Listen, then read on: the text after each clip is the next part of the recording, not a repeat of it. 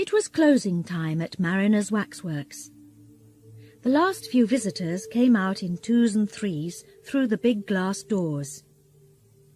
But Mr. Mariner, the boss, sat in his office talking to a caller, Raymond Hewson.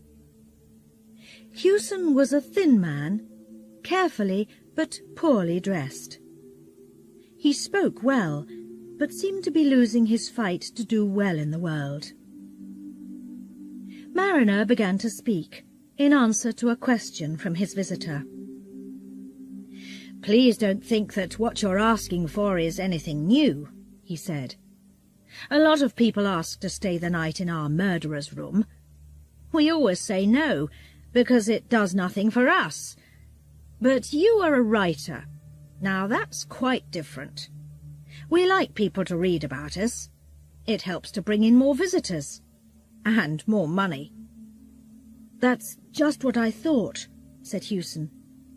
"I knew that you wanted my help." Mariner laughed. "Oh, I know what you're going to say next. Somebody told me that Madame Tussauds gives people £100 to stay the night in their murderer's room. But you mustn't think that we're as rich as they are. Tell me, what newspaper do you work for, Mr. Hewson?" "Oh, I work for any newspaper that takes what I write," said Hewson carefully. "I know that I can easily sell this story. The Morning Times takes anything to do with murderers. Just think, a night with Mariner's murderers. Every newspaper is going to want that." Mariner thought for a minute. "Very well, Mr. Hewson, let's say this. If your story comes out in the Morning Times, there's £5 waiting for you here the next day. But please understand, it's not easy, what you want to do. I know all about our waxworks, you see. I walk past them hundreds of times every day.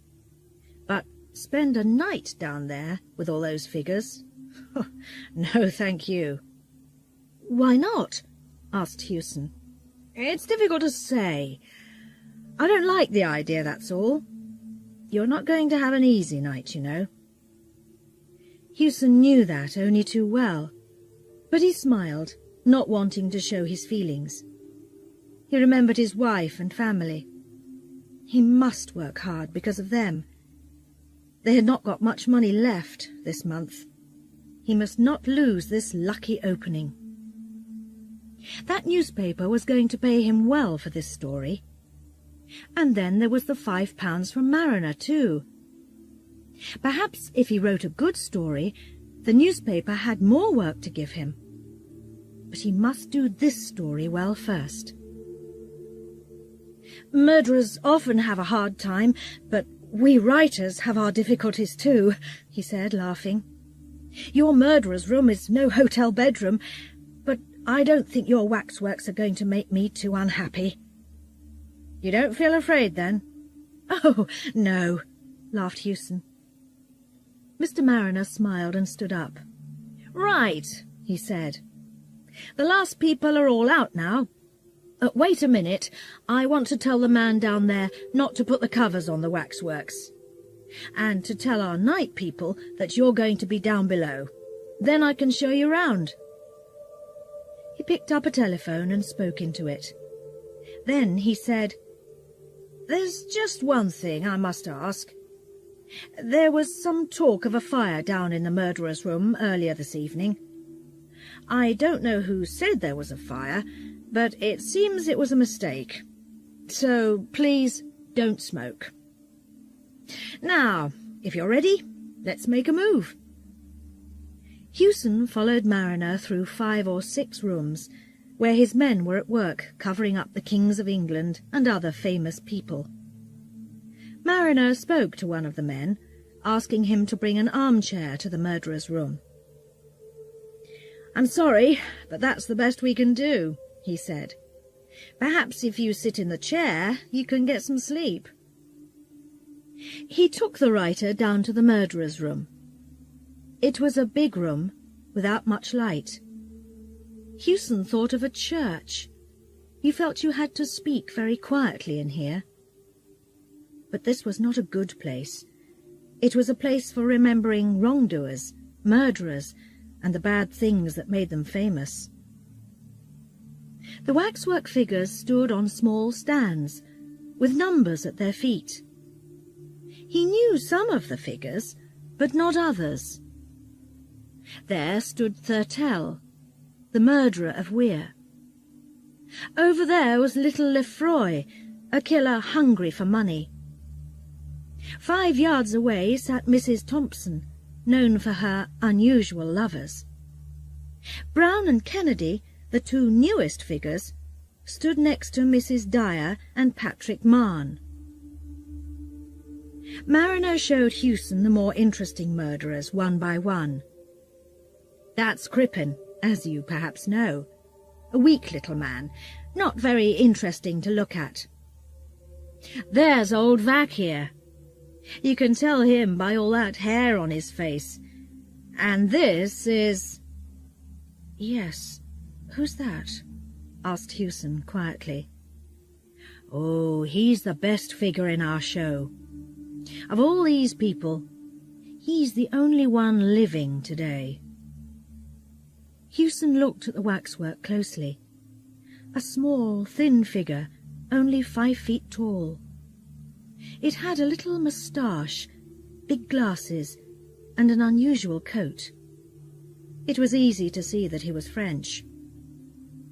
Without knowing why, he felt suddenly afraid of that smiling face.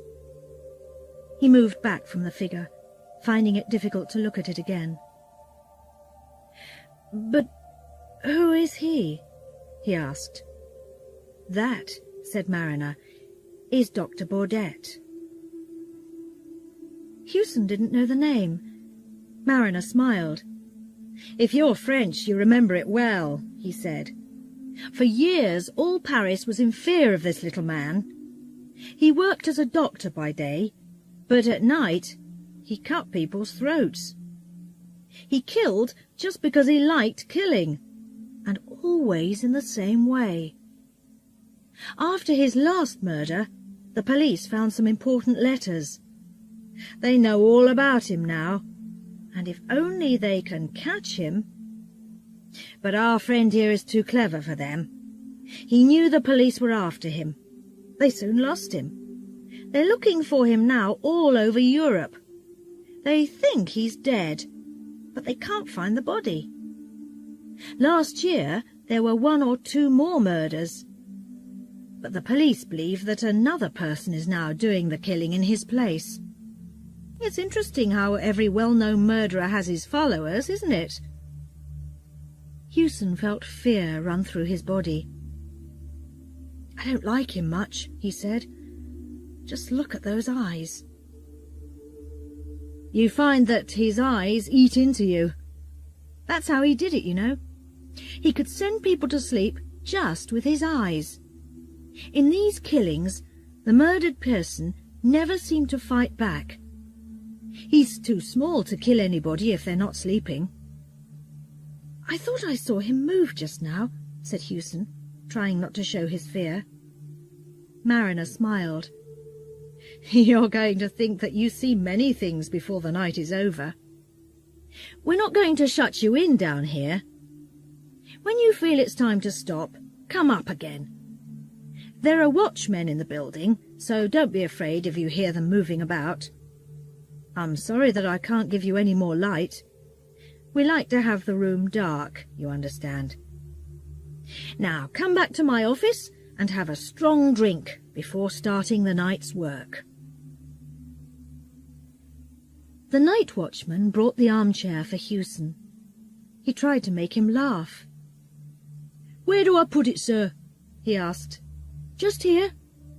Then you can talk to Dr. Crippen when you get tired of doing nothing. Or there's old Mrs. Dyer over there making eyes at you. She usually likes to have a man to talk to. Just tell me where, sir." Hewson smiled. The man's words made him feel happier. Tonight's work didn't seem quite so difficult. "I can choose a place for it, thank you," he said. "Well, good night, sir. I'm on the floor above if you want me. Don't let any of these figures come up behind you and put their cold hands round your throat. And look out for that old Mrs. Dyer. I think she finds you interesting." Hewson laughed and said good night to the man. After some thought, he put the armchair with its back to Dr. Baudette. He couldn't say why, but Baudette was much worse to look at than the other figures. He felt quite happy as he put the chair in its place.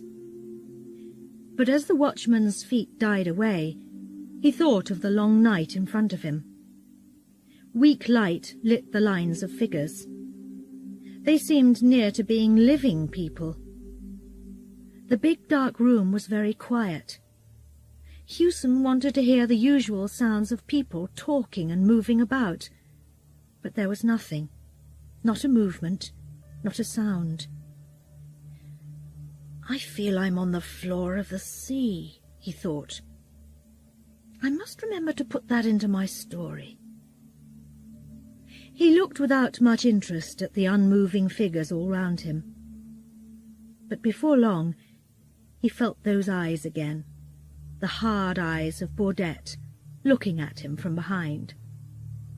He wanted more and more to turn round and look at the figure. "This is all wrong," he thought. "If I turn round now, it only shows that I'm afraid."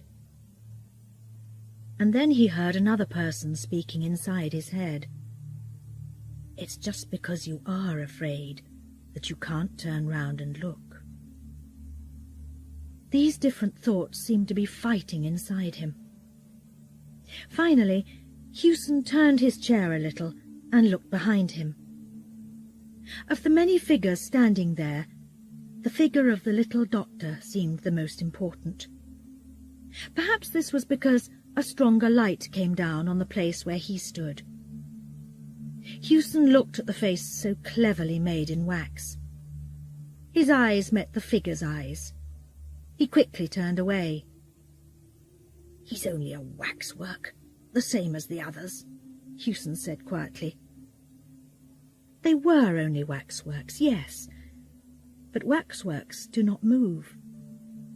He didn't see any of them moving, but he did think that now the figures in front of him seemed to be standing a little differently. Crippen was one. Was his body turned a little more to the left? Or, he thought, perhaps my chair isn't quite in the same place after turning round. Hewson stopped looking. He took out a little book and wrote a line or two. "Everything quiet. Feel I'm on the floor of the sea. Baudette trying to send me to sleep with his eyes.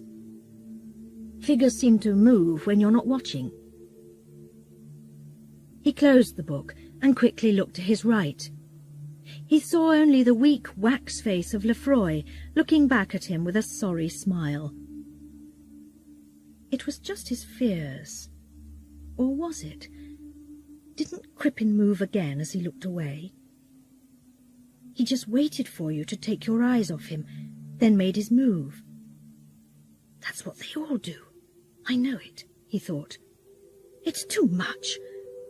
He started to get up from his chair. He must leave immediately. He couldn't stay all night with a lot of murderers moving about when he wasn't looking.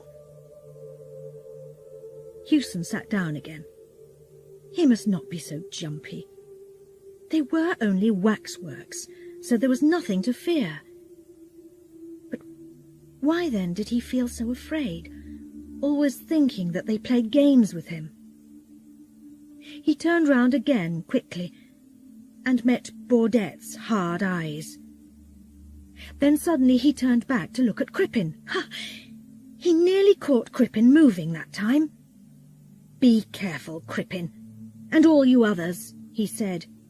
"If I do catch you moving, I'm going to break your arms and legs off. Do you hear?" I can leave now, he thought. I've got a lot to write about. A good story. 10 good stories. The Morning Times isn't going to know how long I stayed here. They aren't interested. But the watchman is going to laugh if he sees me leaving so early. And then there's the money from Mariner.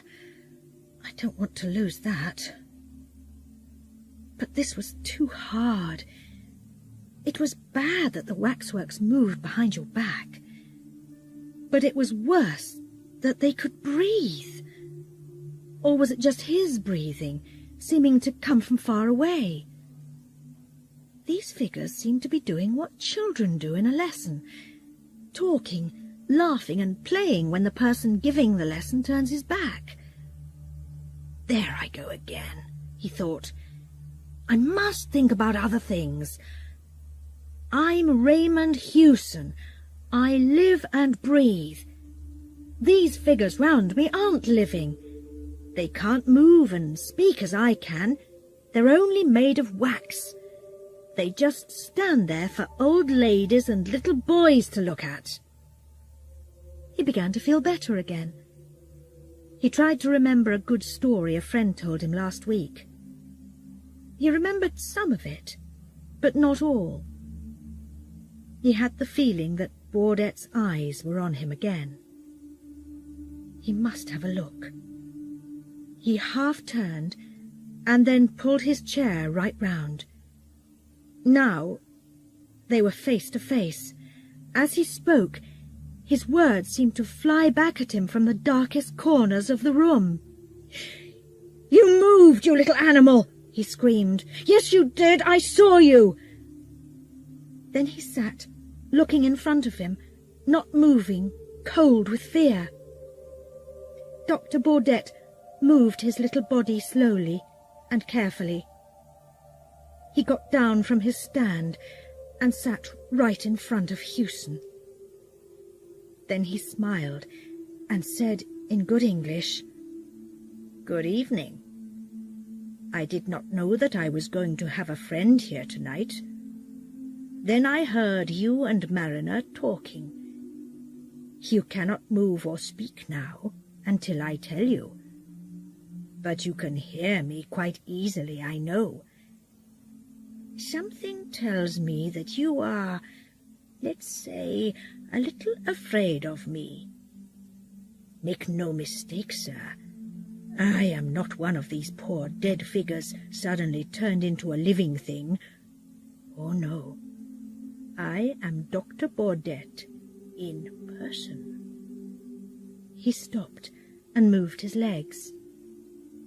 "I am sorry, but my arms and legs are quite tired. I don't want to take up your time with my uninteresting story. I can just say that some unusual happenings brought me to England.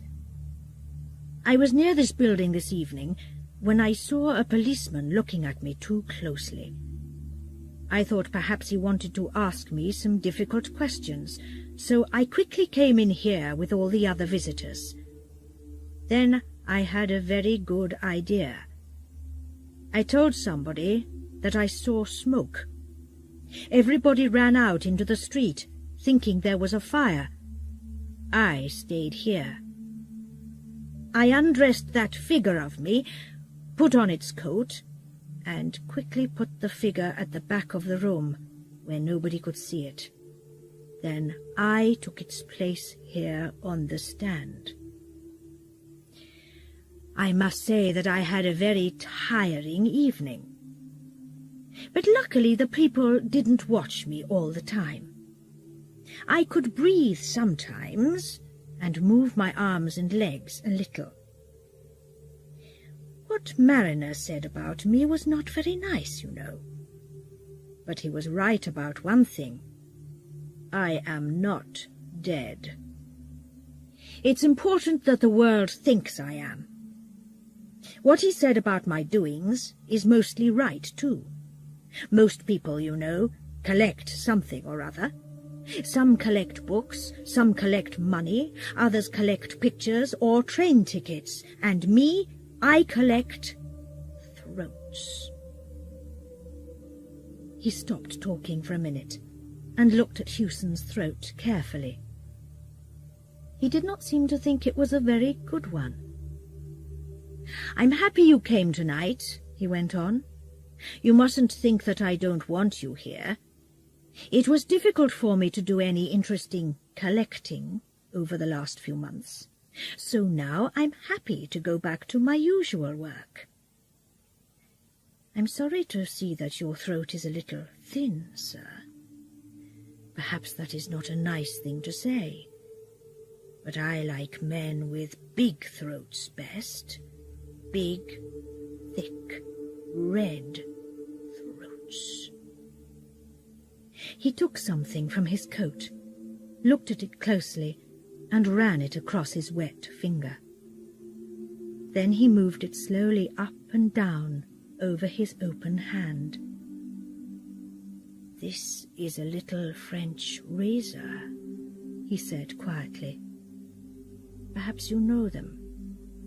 They do not cut very far into the throat, but they cut very cleanly, I find.